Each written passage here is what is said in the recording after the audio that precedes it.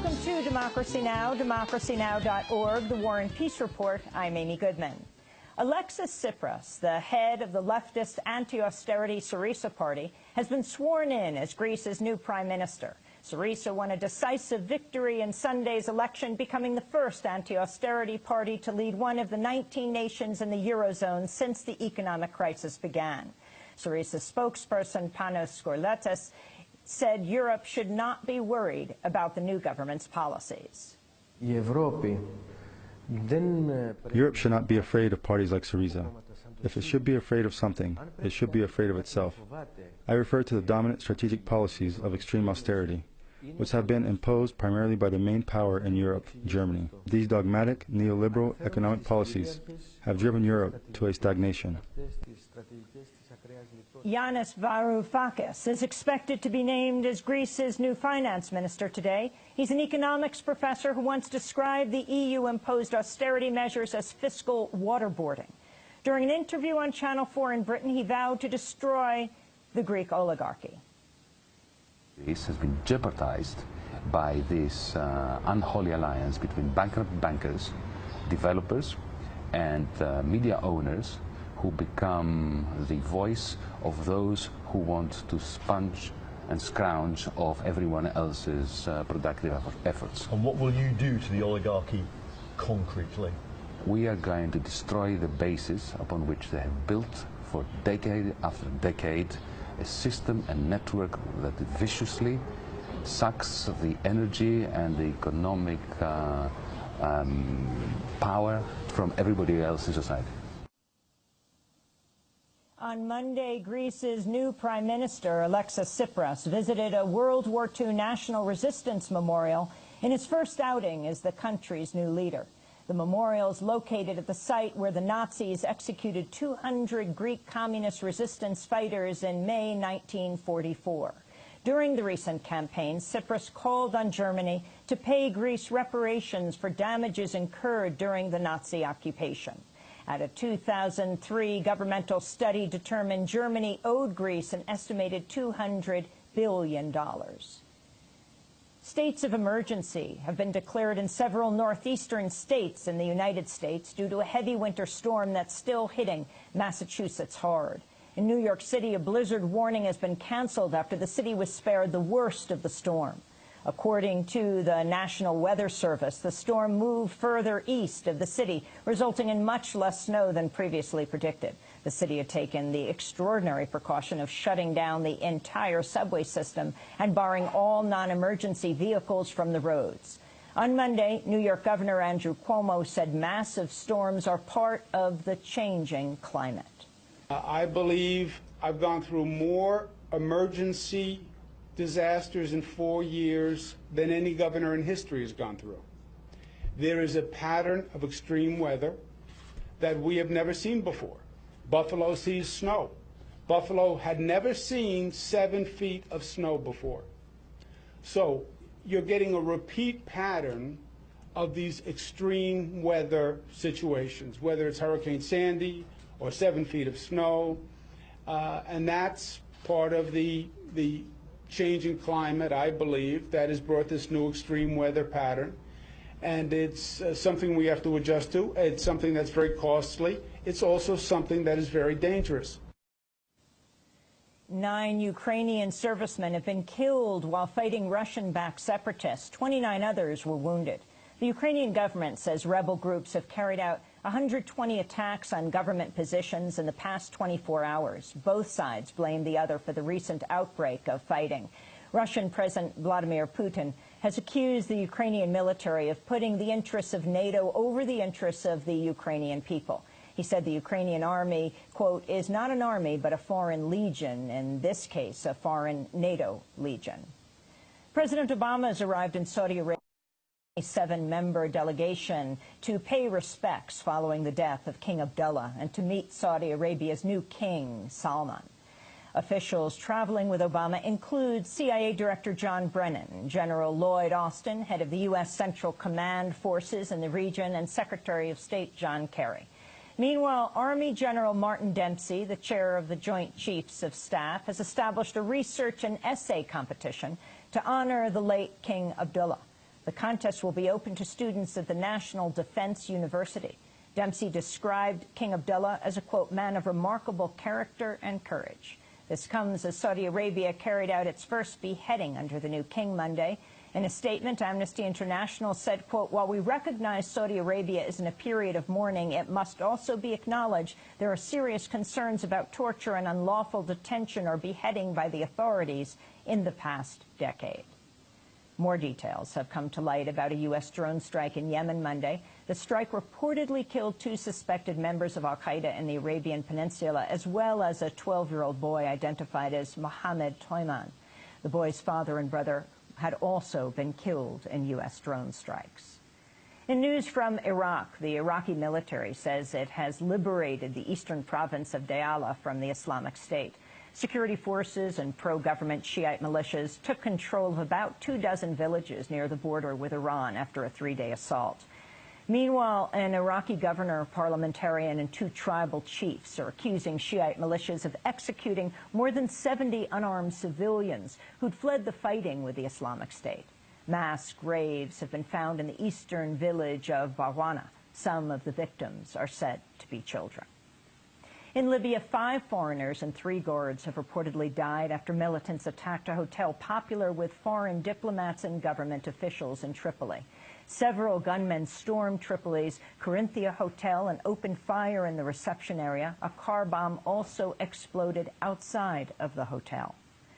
The Wall Street Journal is reporting the Justice Department's been building a national database to track the real-time movement of vehicles around the United States. The secret domestic intelligence gathering program scans and stores hundreds of millions of records about motorists.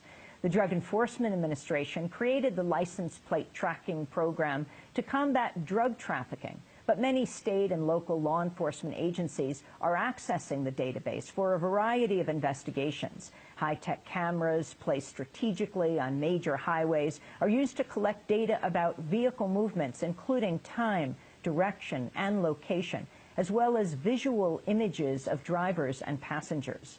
Vermont Senator Patrick Leahy, the senior Democrat on the Senate Judiciary Committee, criticized the program, saying Americans should not have to fear, quote, their locations and movements are constantly being tracked and stored in a massive government database.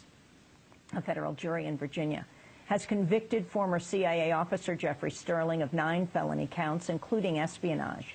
Prosecutors accused Sterling of leaking classified information about a secret operation to disrupt Iran's nuclear program to journalist James Risen of The New York Times.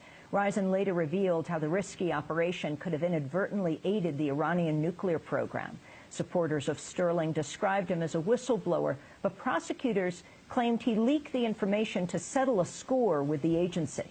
Sterling's scheduled to be sentenced in April. He faces a maximum possible sentence of decades in prison. In election news, the Washington Post reports a network of conservative advocacy groups backed by the Koch brothers aims to spend a staggering nearly $900 million in advance of the 2016 presidential election. The amount is more than double the $400 million that 17 allied groups in the network raised during the 2012 campaign. Over the weekend, 3 potential Republican presidential candidates, Senator Marco Rubio, Senator Rand Paul, and Senator Ted Cruz, faced off in what some dubbed the Koch primary, a closed-door gathering organized by the billionaire brothers. In news from Latin America, Argentine President Cristina Fernández de Kirchner has announced plans to disband the nation's intelligence agency amid suspicions that rogue agents were behind the mysterious death of a state prosecutor investigating the 1994 bombing of a Jewish community center that killed 85 people. The prosecutor, Alberto Nisman, had accused President Fernandez of helping to cover up Iran's role in the bombing. He died on January 18th, just a day before he was due to appear in Congress to testify about his findings. The prosecutor had accused President Fernandez of helping to cover up that role in the deadly bombing. President Fernandez said on Monday night she would send Congress a bill creating a new security body that would be more transparent. fundamentalmente. Essentially, we have seen in these days a sort of permanent revolving door between prosecutors, judges, journalists, media, intelligence services who handle judicial documents, or who handle prosecutors, or who handle judges. Clearly, this has been revealed in recent moments, and it's necessary to pull out the root, which is why I've taken the decision to dissolve the Intelligence Ministry and the Federal Intelligence Agency. Former Cuban President Fidel Castro has appeared to lend his support to talks with the United States in his first comments since both countries agreed last month to restore diplomatic ties. In a statement published in the Cuban newspaper Granma and read aloud by a student on Cuban TV, Fidel Castro said he doesn't trust the policy of the United States, but also does not reject a peaceful solution to the conflict. To defend peace is the duty of all. Any peaceful or negotiated solution to the problems between the United States and the peoples or any people of Latin America that doesn't imply force or the use of force should be treated in accordance with international norms and principles. We will always defend cooperation and friendship with all the peoples of the world, among them our political adversaries. It is what we are asking for everyone. In Mexico City, thousands of protesters marched Monday to mark 4 months since the disappearance of 43 students in September.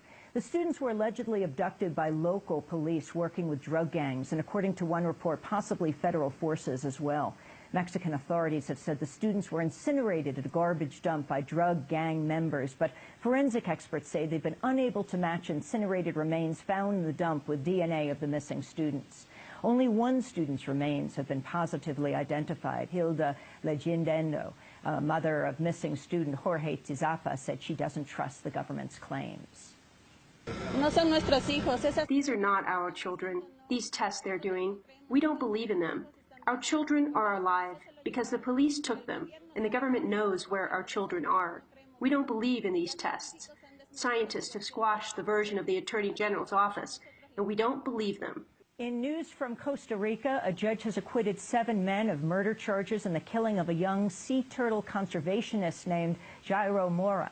In May 2013, Mora was attacked by armed men shortly after an expedition to the beach to collect leatherback sea turtle eggs to rebury them safely away from the poachers. Mora was 26 years old. He was a member of the group Widecast, which coordinates efforts to protect turtle eggs across Central America. In other environmental news, the Obama administration is expected to propose today to open up coastal waters from Virginia to Georgia for new offshore oil and gas drilling.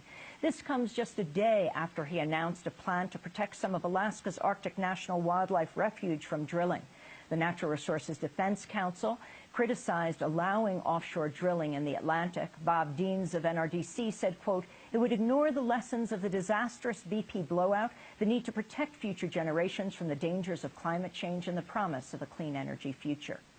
A record 125 people were exonerated in the United States last year. 33 of the exonerations came in Houston, Texas area, where 33 individuals had drug convictions dismissed after lab tests determined they never had illegal substances.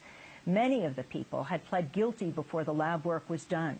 Samuel Gross of the National Registry of Exoneration said, quote, one of the reasons people plead guilty for a crime they haven't committed is they can't make bail and have to wait in jail while waiting for trial. If they're convicted, they might get decades in prison. They plead guilty if they're offered a deal that's too good to resist.